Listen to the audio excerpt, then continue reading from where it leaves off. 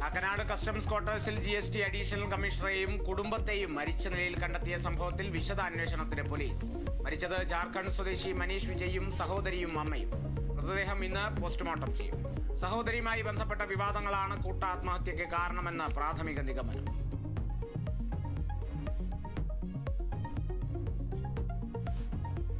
ഇസ്രായേലിൽ സ്ഫോടന പരമ്പര. ടെലവീവിൽ 3 ബസ്സുകളിൽ സ്ഫോടനം. 2 ബസ്സുകളിലെ ബോംബ് നിർവീര്യമാക്കി. നിർത്തിയിട്ടിരിക്കുന്ന ബസ്സിലായതിനാൽ ആളപായമില്ല. ഭീകരാക്രമണമെന്ന് ഇസ്രായേൽ. വെസ്റ്റ് ബാങ്കിൽ വ്യാപക പരിശോധനയ്ക്ക് നിർദ്ദേശം നൽകി ഇസ്രായേൽ പ്രധാനമന്ത്രി ബെഞ്ചമിൻ നെതന്യാഹു.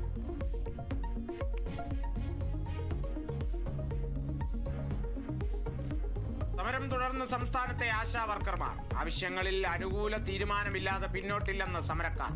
സെക്രട്ടേറിയറ്റ് പടിക്കലിൽ നടത്തുന്ന രാപ്പകൽ സമരം 12ാം ദിവസത്തിലേക്ക്.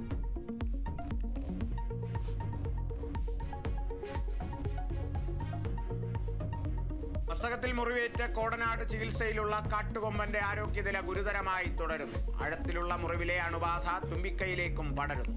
ശ്വസിക്കാൻ ബുദ്ധിമുട്ടെന്നും അണുബാധ സാധ്യത കൂടുതലെന്നും ഡോക്ടർമാർ.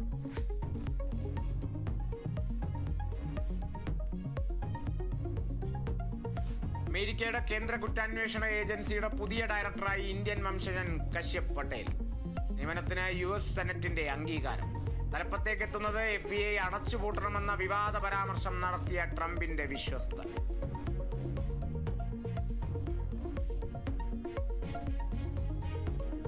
ICC ചാമ്പ്യൻസ് ട്രോഫിയിൽ ഇന്ത്യക്ക് വിജയത്തുടക്കം. ബംഗ്ലാദേശിനെ തകർത്തത് 6 വിക്കറ്റിന്. ശുഭ്മാൻ ഗിൽ കളിയിലെ താരം. ഇന്ന് അഫ്ഗാനിസ്ഥാൻ ദക്ഷിണാഫ്രിക്ക പോരാട്ടം.